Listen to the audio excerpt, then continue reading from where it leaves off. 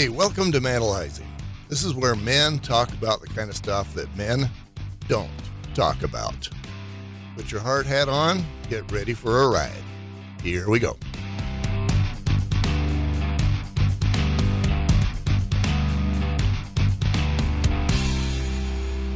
Hey, welcome to Manalizing. I'm Garth Haslem. In this interview, I interview nobody.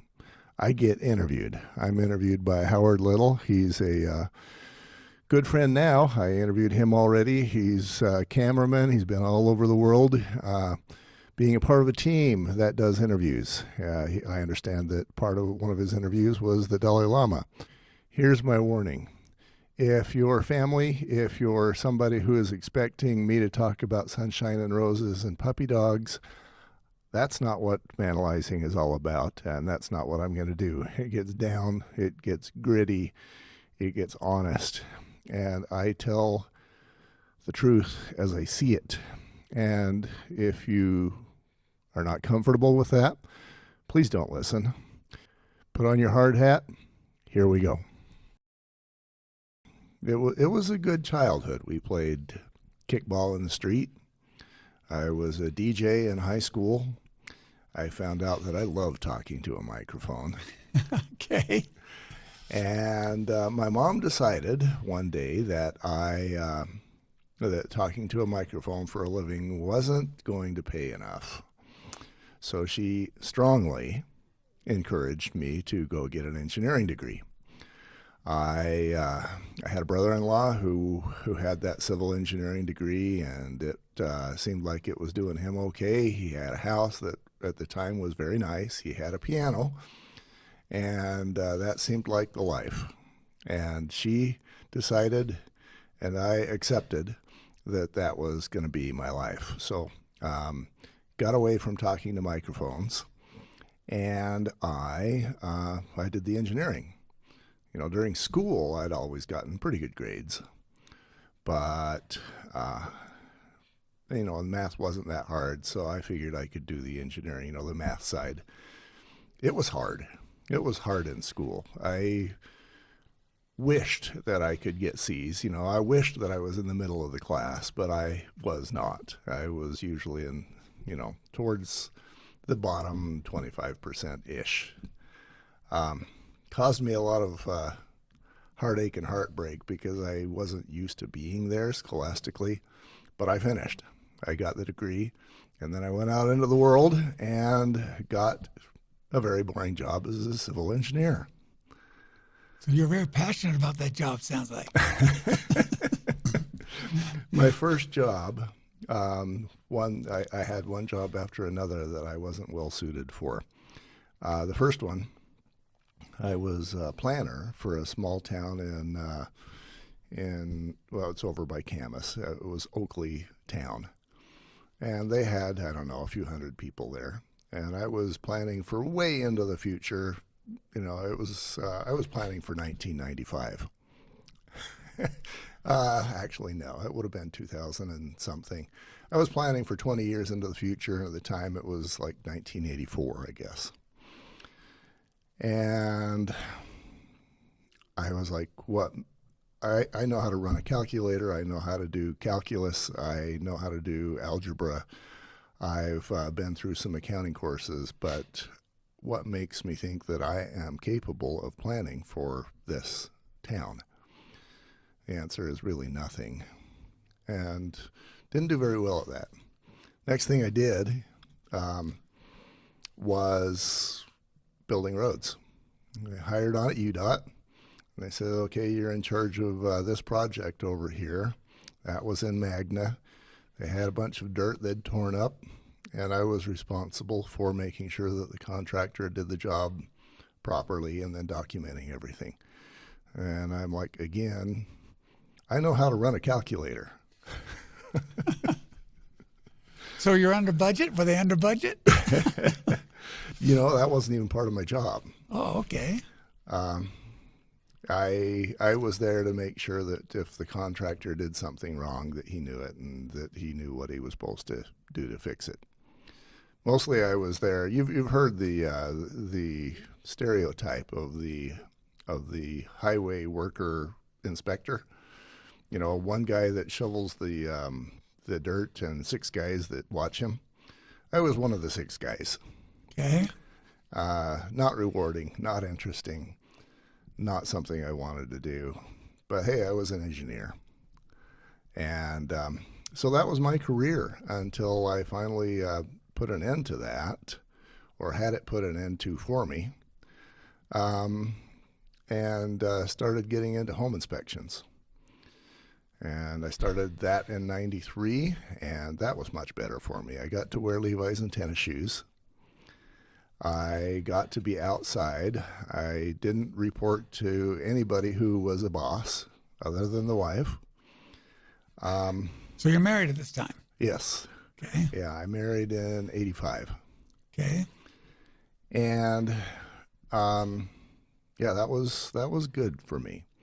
I liked not having a boss tell me that I was doing it wrong. And I liked the fact that I could make what used to be a day's wages, well, a couple of days' wages, maybe 3 days' wages in a morning. That never hurts my feelings. Yeah, I imagine not. So, yeah, that transition was, I was at the state again, this time doing drinking water, drinking water plan reviews, more accounting, stuff that, again, I wasn't well trained for and that I didn't enjoy.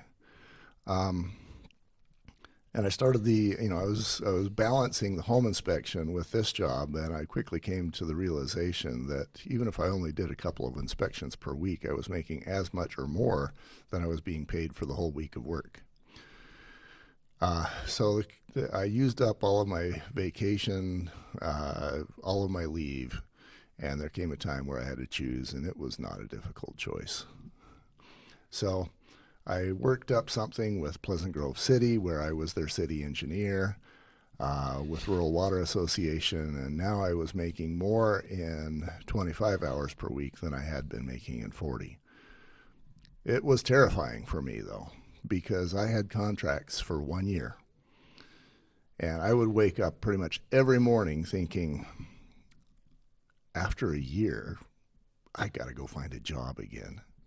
And that just terrified me. The last thing I ever wanted to do was go get a job again. Not well suited for a job. Kind of need to be my own boss. So I worked hard. I got my home inspection business going, and at the time I had a lot of financial demands because now I'm divorced. Well, no, I guess that actually came a little later. But there did come a time where I was divorced, and now I had to basically pay for 2 families. And I figured that if I did 4 inspections per week, and that seemed like so much, but I figured if I did 4 per week, then I could pay my own bills and pay my ex-wife's bills, and it'd be okay. That has taken me to, fast forward now 30 years from where I started home inspections, and now I'm just tired of home inspections. It's been very good for me. It's been good to me in every way, but been there, done that. And it earns a living. It earns a nickel. I've learned some things. I've podcasted about some things, home inspection.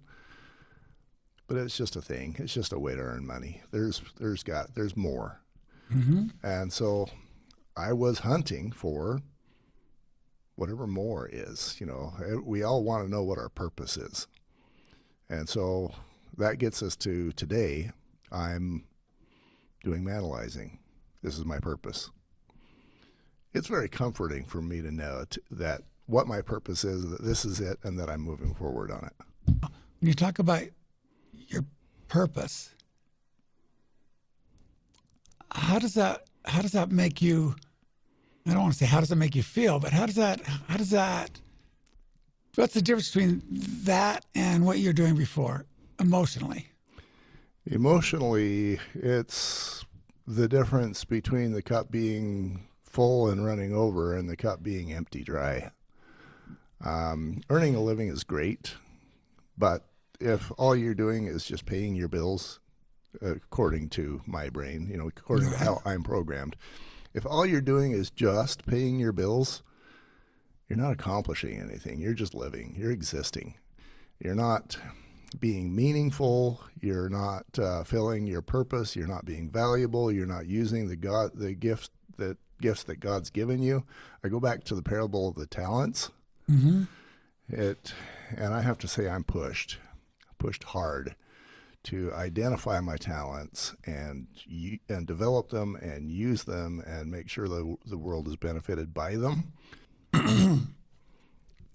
So you said your mother was the one who said, you got to go find something you make a real living at. Uh-huh. By the way, some DJs make pretty good money. Some do. Some of them do. On the radio guys do. They do pretty good. Why your mother, not your dad? Generally, it's the dad who comes.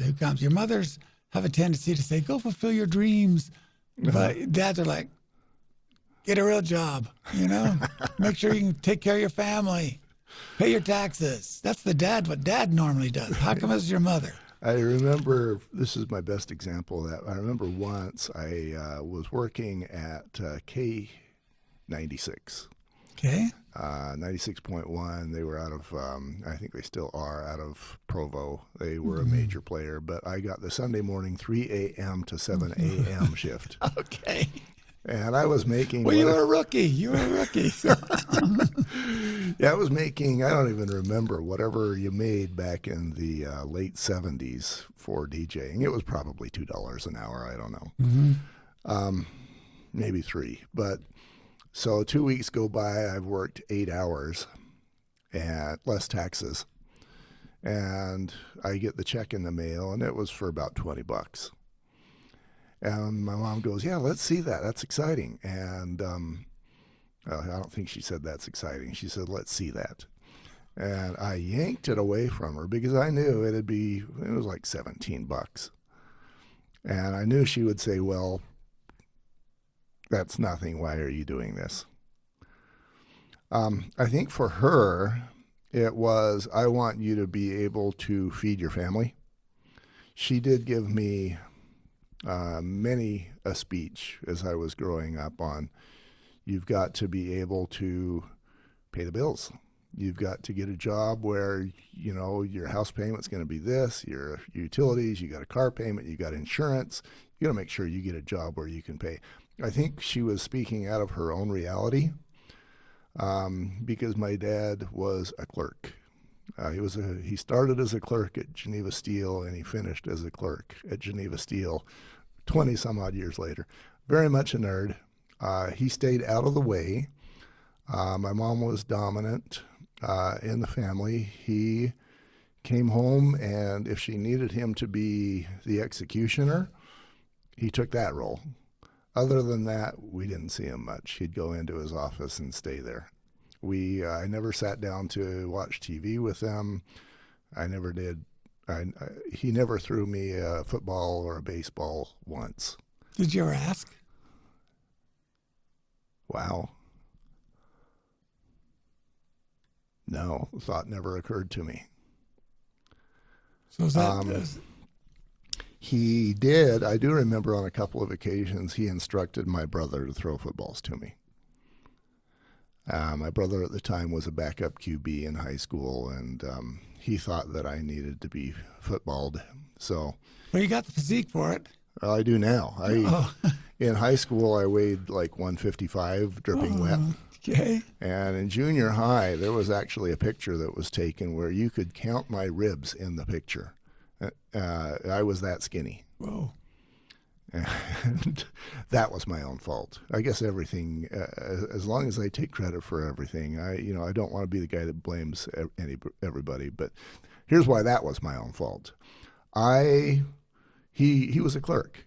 My mom became a school teacher later, but there was no money. So she gave me money for lunch, and I'm like, this is the only money that comes to me. So it was 40 cents a day. And so I would go buy a 5-cent milk and drink that, and that was lunch, and keep 35 cents, put it in my pocket. And that made me skinny, but at least I had some money. But, if you can count my ribs in a picture where I was not the only person being focused on, I was skinny. How did you feel about your dad? When you think about how did you feel then, as opposed to how you feel now about your dad and So there was a number of times that I got beat that I knew that it was either unjustifiable or the level of punishment was way beyond the punishment didn't fit the crime. right. Okay. And I swore up and down I would not be like him. And that's, that was those moments. The rest of the time when he just wasn't there, he wasn't there. He just wasn't a thing. He wasn't a part. And it wasn't a part that I wanted to be around. He tried on a couple of times to build something. He'd ask me to, not ask, he would inform me that I was going with him to little construction projects that he'd taken on. And I think that was his effort to try and do something. But, of course, being I don't know, it was probably 10 to 14. I didn't know, these little construction projects, maybe he was forming a porch or doing some sort of contracting. And he would have me be the, do the things that a 10-year-old can do, which is pretty much nothing. And we didn't talk. I didn't know that he could talk. He'd tell me what he needed me to do, and I'd do it to the best of my ability, and I'd stand there the rest of the time, and then we'd go home. So how do you feel about your dad? I'm going to say the love word, is that even part of your existence toward him and a reciprocation from him? Did you ever feel like he loved you? Oh, wow, that's another good question. That's never come up. Or were you just a responsibility for him?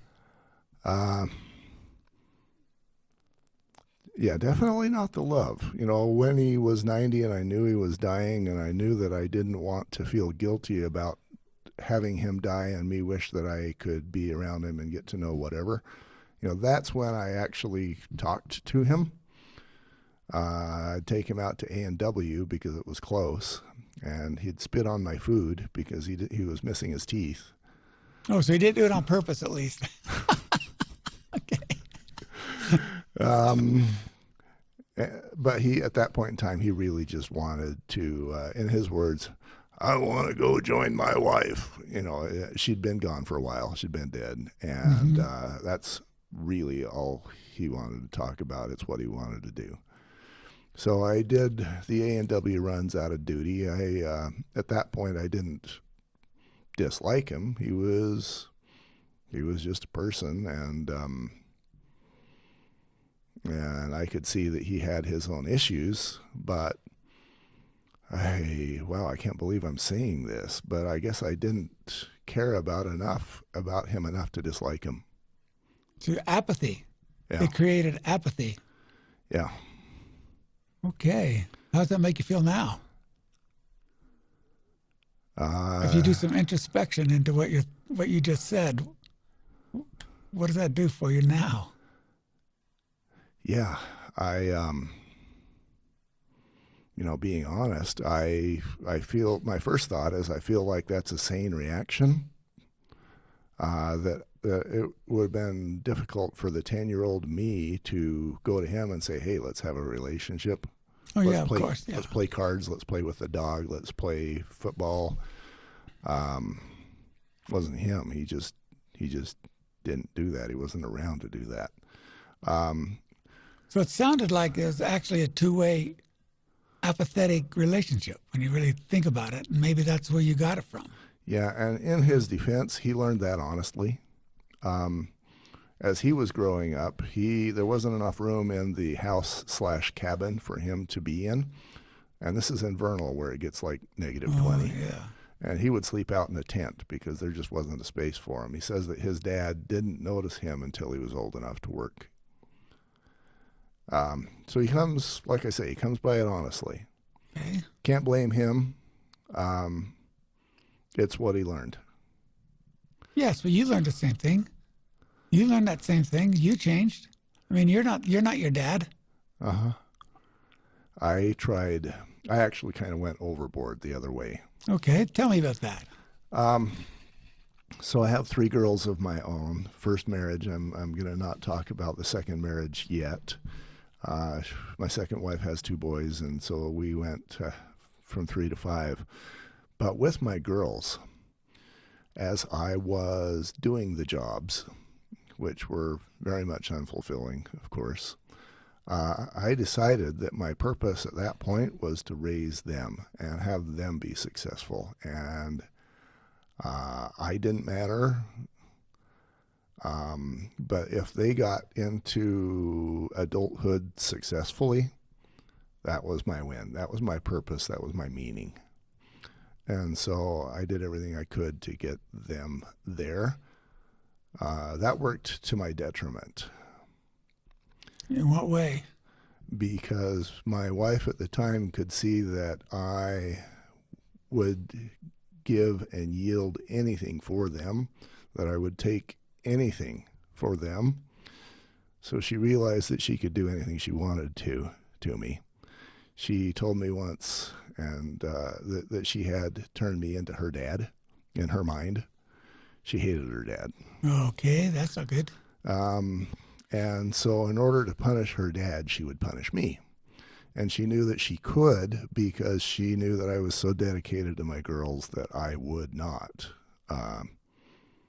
do anything that affected them negatively. You're telling me that what I get out of that is that she was jealous of the relationship you had with your daughters. I hadn't considered that. So when you got divorced, Uh-huh. what changed with your relationship with your daughters? So I met Julie, still married. I was used to my ex telling me, "You're hopeless. You're a nerd. You can't accomplish. You're not. You're less than. You're not enough. You can't. You won't. You're, you know." Is that because of the jobs you were taking at the time? Uh, Partly, or was it just all something else? I think she needed me to be less than so she could be more than me. She would agree with anyone who disagreed with me on any subject, even if she'd told me 5 minutes before that she had a different opinion. Okay. So then I met Julie, who goes, hey, you're a good guy. You're capable. You're interesting. You can do X, Y, and Z. And no, you're really not the nerd that you say you are. And I had believed my first wife because who are you going to believe? I mean, you're married to her. She knows you best. If she says X, then you're X. And then here comes somebody else who says, no, that's not true. And I'm like, who am I? Who do I believe? Right. And then it becomes, do I want to believe that I'm a nerd who's less than, a geek, a dork, a control freak, a big fat meanie, whatever? Or do I want to believe that I have potential and that I'm a good guy and that I can? And you know which way I picked. Right. So you instigated the divorce. I went down the road with Julie. I could not walk away from that. I could not walk away from a person who saw something in me. And okay. So you're looking to, it looked like you had your wife.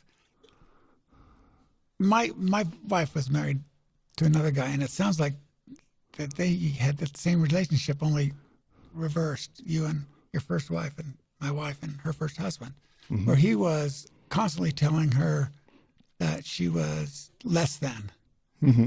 less than,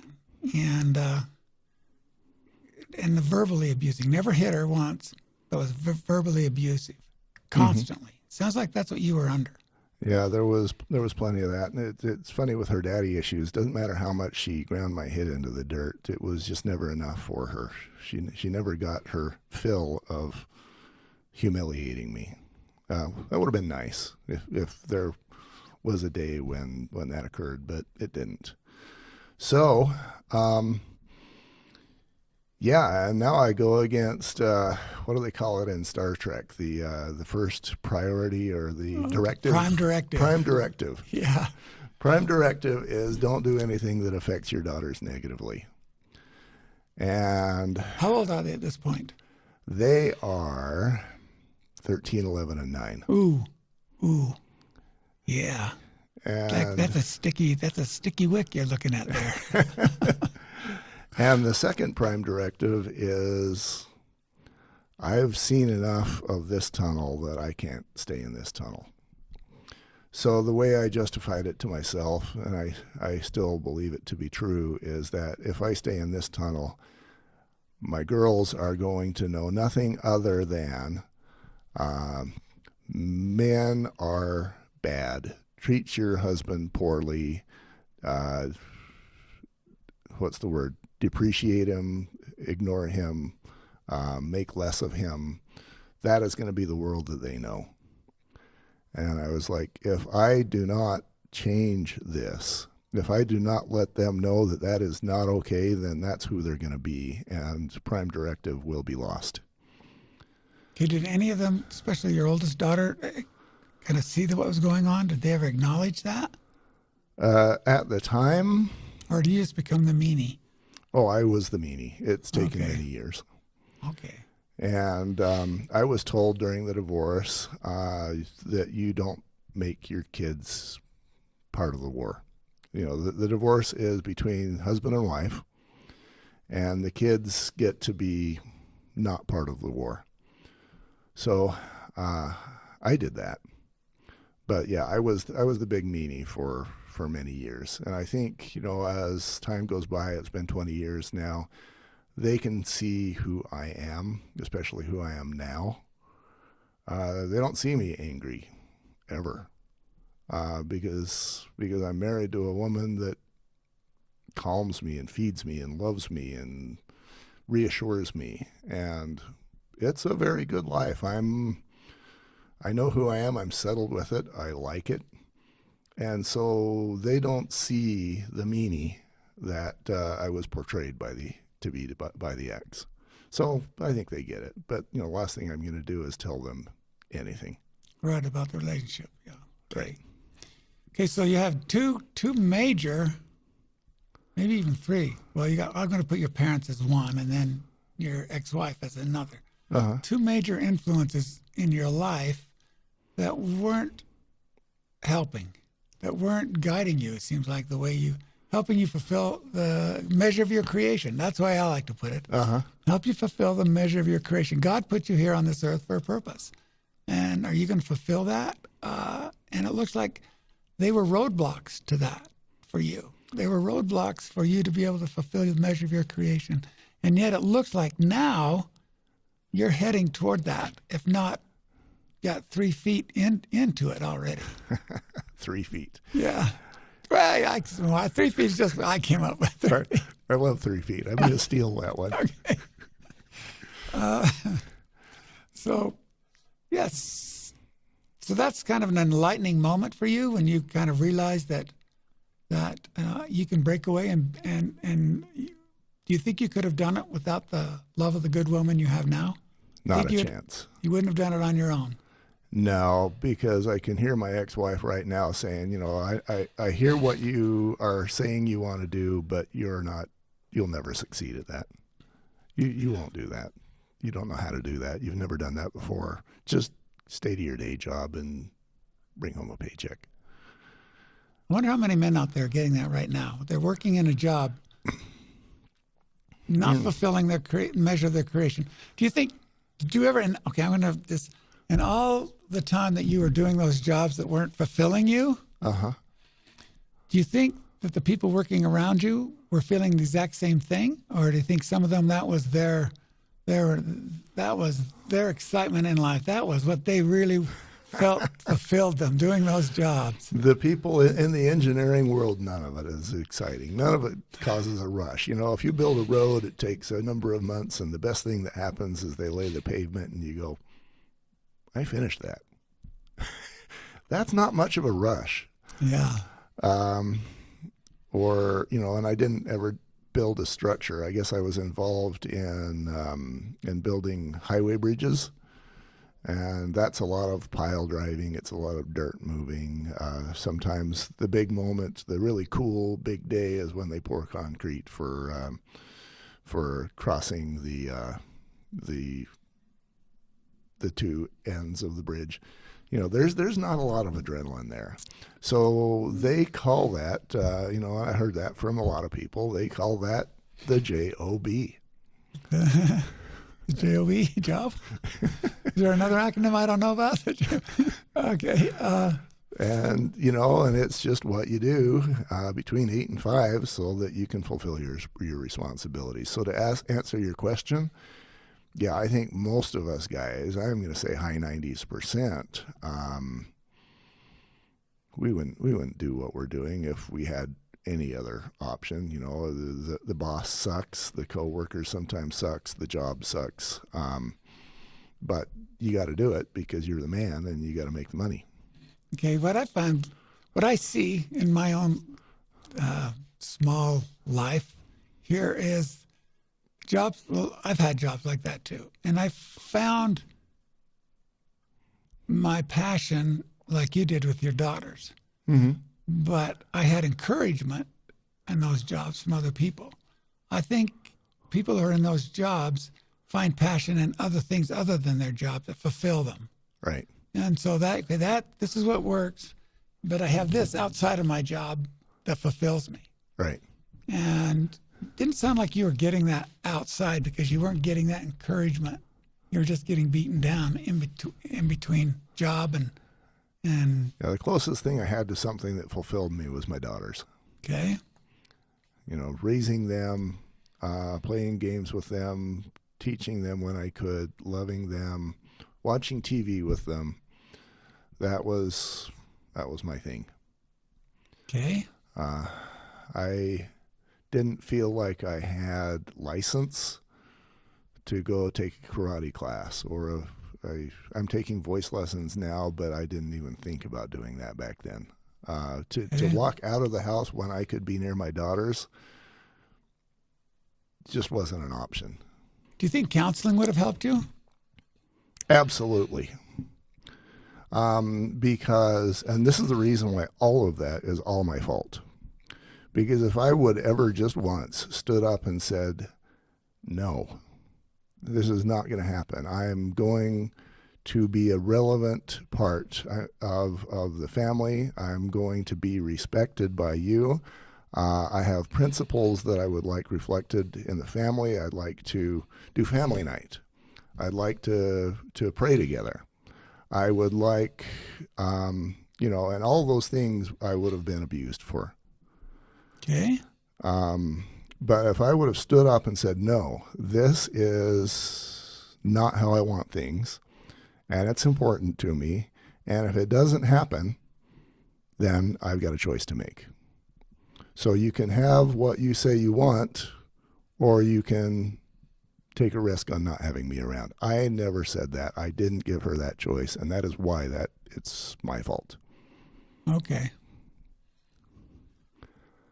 I can see where that would have. Do you think that you were like you were because of the relationship you had with your dad?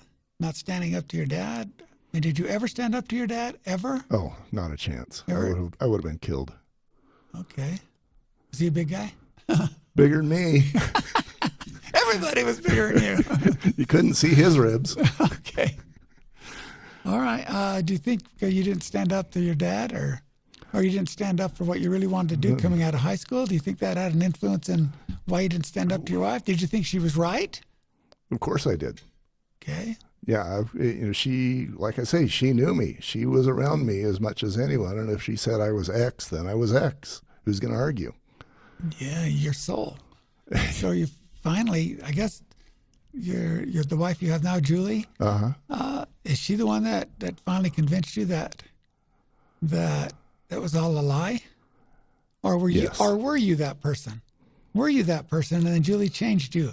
So so you see the difference there. That you really were what she said, but Julie turned you into the person you are now? Or were you always that person, just not being acknowledged for it? Ooh, boy, those are deep questions. There's a song by Boston called A Man I'll Never Be. Okay. And they're talking about how they will never be the man that she sees. And you could tell in the song they're about to break up with her because they would like to be who she sees, but they can't. Only in Julie's case, I actually was so intrigued by what she saw. I didn't think I was that man, but I was so intrigued that I could not pull away from that. You know, how do you choose commitments over hope? You know, which one of those are you going to choose? So, Always hope. Yeah. Otherwise, you become diminished. Yeah. So ask your question again, because that's such a good question. I want to make sure I get it answered. Okay. The question is, were you that person your first wife was telling you you were? Or were you always the person that your second wife said you were? You just didn't acknowledge it or didn't bring it out. It was like you were so crushed by it that you couldn't like acknowledge who you really were inside. I think the answer is both. When I was around my first wife, I was less than. Okay. I was incapable. I got fired a lot. She had reason to believe I was less than. Okay. But around Julie, now I'm a very different person. I'm confident. I know who I am. I succeed at business. I make so much more than I ever thought I would make. She saw a man, and she created that man. Was it in me? Yes, perhaps, but it was buried deep. She saw it. She built it. She created it. I am who I am now because of Julie. Okay. Okay, now this is hypothetical. Okay, you said that and you believe that. And I believe you. Uh-huh. But I'm going to just twist it just a little bit. Good. What if you hadn't met Julie, but you still divorced your wife? What do you think would... I know that's a hypothetical, and we don't really deal in hypotheticals that much. Oh, but live and die. I live and die on hypotheticals. Okay. Because I'm looking at that person that you had buried deep. And if you'd have just gotten the divorce, would it push you even deeper? Or do you think you would have like pulled yourself out without Julie? Maybe. I'm going to go back even a little further, and if it's and it's not necessarily for me immediately divorce or not divorce. It's live with the condition that I have, or make it clear that I no longer accept those conditions and things will change. And I don't have to enforce it through sheer force, but I always have the ability to leave the marriage. And actually, I think my ex-wife, though she tried to project being in power, in control, do what I tell you, I think she was probably psychologically weak enough, which is why she did it, that if I would have stood up and said no, this is going to be how things are changing, and if not, then I'm gone. And I accepted that. We never had a lot of money because there was one income and 5 people. Yeah, that's hard to venture out. Venture out into new frontiers. It's hard to leave. Okay, I know we're not making a lot of money, but we are surviving. What happens if I try to break out and fulfill a dream, and it fails? We starve, we lose our house, we lose our car. Those are all part of being that man with that responsibility. Yes. Did you feel that? Oh, absolutely. Because, what I was making, especially when I was at the state, you'd get a paycheck every 2 weeks, which means there's 26 paychecks per year, which means that there's 2 months where you get 3 paychecks. And so we'd actually rely on that. And it came to the point where the 3rd paycheck just brought us back to 0. Wow. And so there is no room for even stubbing my toe. Yeah, you can't reach out and start new adventures when you're in that place. Yeah, that's hard. That's hard to knowing that you're in a job you don't really like, but you know you got to have it to pay for my family. Yeah. Until you start taking 2 and 3 jobs. Well, and that's what motivated me to start the home inspections. Right. Because I realized there needed to be more money. Okay. And that was you didn't ever say, "Go and get a job, woman. Come on, you're capable." You know, that would have required that I actually had a spine. Okay. And I did not. Well, that's hard to admit. Oh yeah, I've worked very hard on having a spine, even with my current marriage. You know, when, for example, when she's off to the prepaid legal thing, and I'm, you know, trying to manage kids that are swinging from the chandeliers, and then being told that I can't tell them what to do. Yeah. Hey, go live with their dad. It's taken me a long time to learn how to have a spine. And even now, I think if she didn't allow me to have a spine, I wouldn't have one. I think we married the same person. Okay. All right. I guess, I don't know. Is this time to wrap up? Yeah. Yeah, it's about time. We're going a little over an hour now. Okay. I want you to sum up your emotional state from, just really quickly, from, there's 3 stages I see in your life. Uh-huh. Okay, you have your childhood, your first marriage, and your third marriage. Right. Okay, I'd like to, quickly, in a few words as you can, sum up, maybe just even a word that describes your first part of life, you know, with your parents and sibs, your life with your first wife, and your life with your wife you have now, and the life you have now. Maybe it's that life, this life, and that life. Not necessarily the people, but that life emotionally or introspectively. I don't know. What words would you put to those 3 phases of your life? The word that comes first for my childhood is neutral. I didn't I didn't get beat like a drunken dad would beat you. I just got beat when somebody decided I should be beat. I wasn't told by my parents that I was less than. I definitely didn't build any close relationships with any of my brothers and sisters. I was fairly close with my younger sister for a while. But I'm gonna use a word like neutral or unremarkable, or, you know, I like the word you said by Dad, apathetic. Yeah. The whole life seemed to just be apathetic. Didn't care. Didn't seem like you had a lot of care going for getting care and giving. Well, maybe between your sister, you got some care going. But my mom had one moment when I was doing the divorce. She gave me a blanket, a sunflower blanket. And that sunflower blanket meant, I love you. Okay. Now it's me that's crying. Yeah. Usually I do this to other people. But that blanket means, I've got to compose myself. You're okay. It means $1 million to me. The second part, the first marriage, you know, I actually had a moment. I'd had multiple dreams where I dreamed, oh my gosh, I'm married to this woman. I don't want this. I didn't want this. It's dark. I can't. How long do I have to be married to this woman?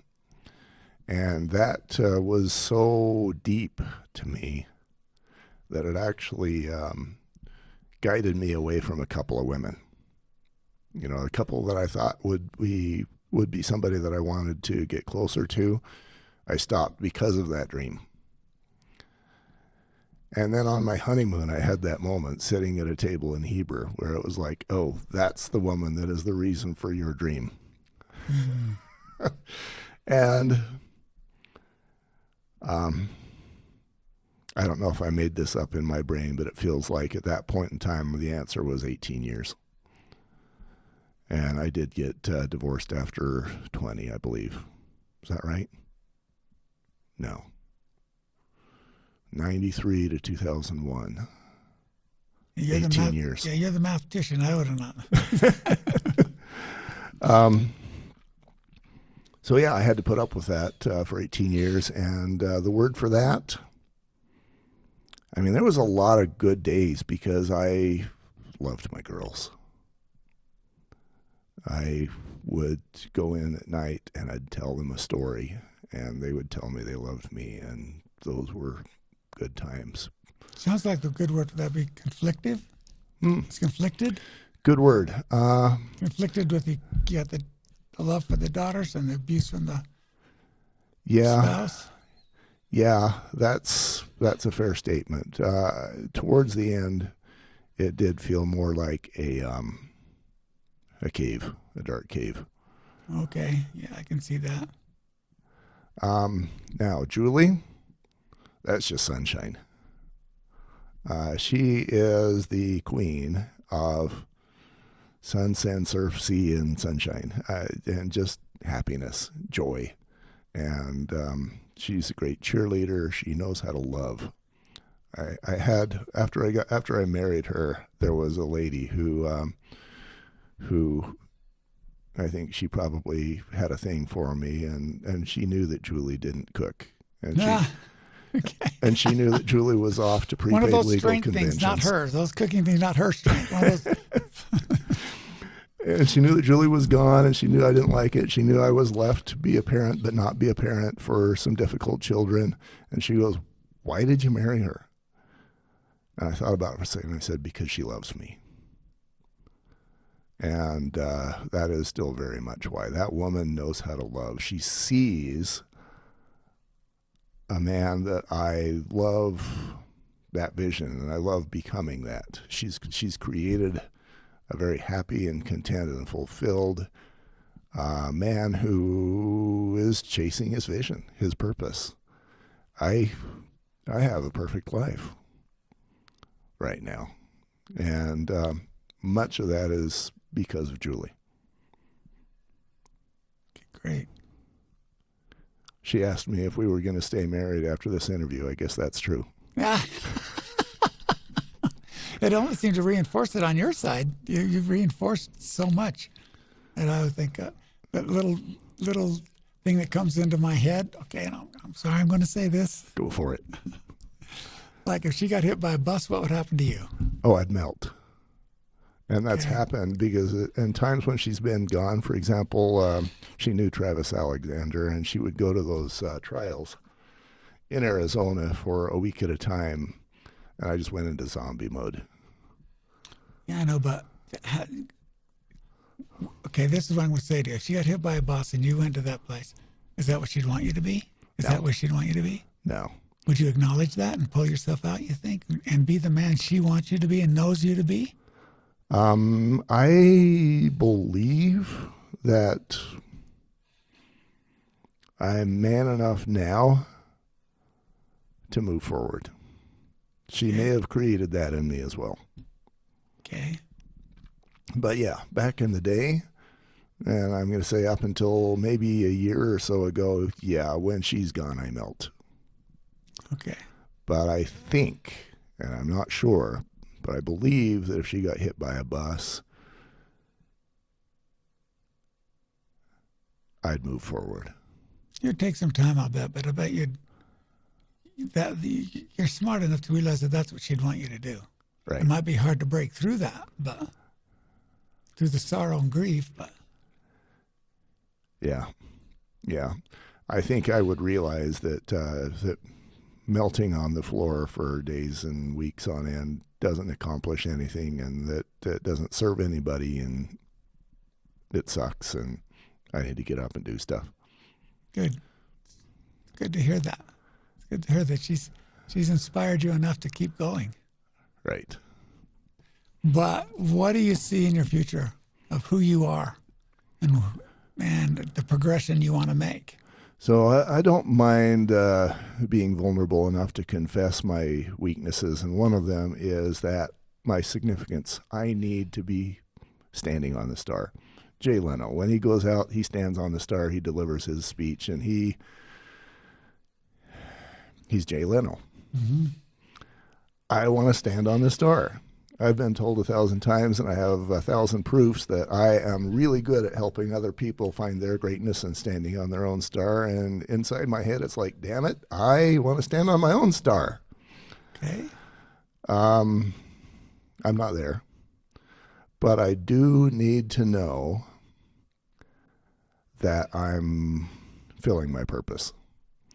And that's what Manalizing is. And as long as I can, build this and market it the way I'm planning to market it, and we're going to get there. We're going to change some lives. We're going to help men know that they are not alone, that the cave that they have put themselves in is similar to the caves that the rest of us put ourselves in, that there's hope, that there's an answer, that you don't just suck it up and go quietly into the basement. We'll save some lives, we'll save some marriages, we'll make a lot of lives better. We'll cause some men that are not like me, who rather than do the divorce or the porn or the girlfriends or the whatever, they go and say no. They go to the wife and say, this is not working for me. And then there's a chance for things to work. And so I think I'm going to change the world. And if I can do that, that qualifies as me standing on the star. Then I made a difference. One podcast at a time. One podcast at a time. Well, good. Congratulations. I look forward to it. To your achievements. I really look forward to seeing your achievements. So do I.